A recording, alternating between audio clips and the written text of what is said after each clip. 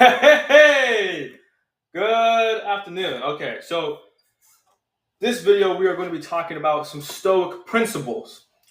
Now, you might be asking, okay, what are Stoic principles? They are ideas, they're philosophical ideas that help you understand how to live life better. And what we're going to do is we are going to talk about, there's going to be 12 different topics. So I'm going to give you an outline here. So we have clarity is going to be the first one. We're going to understand how to achieve mental clarity so that you can make sound decisions and how that can help you live a better life.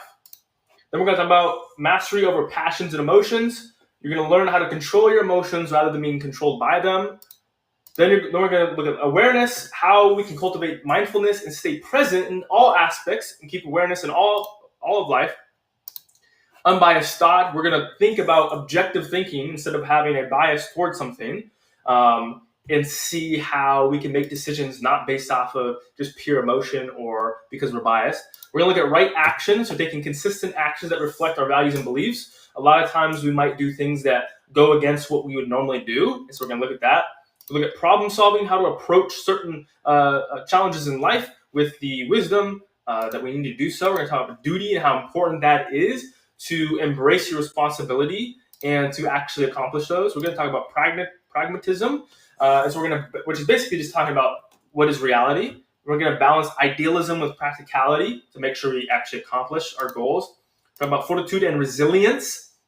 We are going to look at how we can do that to help us persevere through life's difficulties and learn from those problems. Then we're going to look at virtue and kindness. We're going to learn about how we can live in a kind way and have compassion for people. We're going to talk about acceptance, so we can accept the things that we cannot change and instead focus on what we can control, because like 90% of what we worry about or think about are things that we can't change. And so looking at, okay, let's focus at the 10% of what we can change. And then we look at mortality and just what it means, like, hey, we're going to die at some point. And so let's get the stuff done that we need to get done. So let's go back. Let's go to the first one, which is all about clarity. So each of these is going to be structured in a way where we're going to talk about where we are, what the problem is, what the misconception of it is, the steps to improve, and then we're going to look at a Bible verse that talks about this topic. So it gives us an extra understanding of what's going on. So the first one is clarity. So where are we right now? You might be struggling with confusion or uncertainty in making decisions. If you do not have clarity, you do not have these steps to move forward. And when you do not have the steps to move forward, you end up not doing anything.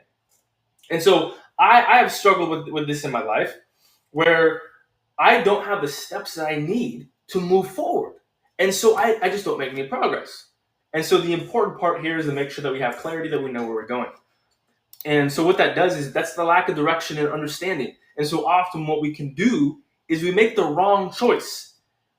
And we make the wrong choice often because we have not written down or have not spoken out what we actually want to do and how to get it. And so some misconceptions about it is that you might think that clarity comes from other people or it comes from learning certain things in certain circumstances. That is not where clarity is coming from. Clarity is going to be coming from you looking at what are the steps I need to take to do this thing, and then you will have the clarity to do the thing. So the steps here are, okay, we need to reflect. We need to reflect on ourselves to understand, what do I actually want to accomplish? What are the goals that I actually want to do? What do I actually desire? That is the first thing in gaining clarity. Because if you don't know where you want to go, you can't know how to get there, okay? So you have to know that you want to go to New York before you buy the plane ticket to get to New York. Because if you just go on Expedia to grab plane tickets, you can't buy a ticket because you have to put in where your destination is and where you are. So you need to look at where you are and then look at where you want to be. And then look at, okay, how am I going to get there, right? What's the method of transportation? What are the steps to get there? The steps to get from Riverside, where I am, California, to New York, is to, first step is to go online and be like, okay, I want to put in my destination, put in my place I am, buy the plane ticket. Then I need to start packing my clothes. Then I need to set up, what am I going to do in New York, right? Then I need to get driven to the airport. I need to go through checking. Then I need to hop on the plane. I need to get on the plane. I need to get off the plane. I need to go where I'm going in New York. There are steps to do these things. If I do not know what those steps are, I will not know what to do. And it sounds silly when it's laid out like this because we understand how to get from place to place. It's the same thing here. We have to mentally construct the steps to get there, or else we'll never get there, okay? Or we might get there accidentally, but that's just so unlikely. The second thing is we need to seek wisdom through prayer, meditation, study. So we need to think about this. So if you just have an idea in your head that's like, oh, I want to do this, boom, and you never think about it again, it's probably never going to happen. You have to actually think about what you're doing. Another thing is prayer. Like, hey, God, give me the wisdom, give me the knowledge that I need to do this thing. Give me the discernment to understand how to piece together these bits of knowledge. And then give me the wisdom. So the skill set, the practice of doing the thing, the action of doing the thing to then get where I want to go. So talking to God about it. And the third thing, now we need to actually make the decisions. Okay, and we need to make sure these decisions are not based off of what other people want us to do. This is the thing that I want to do. This is what is good and it needs to be done. And so now I need to go out and actually accomplish that thing. And so now you need to actually make the decision. And after you make the decision, then you have to do the actions after that. And so then the Bible verse that we have here is James 1:5.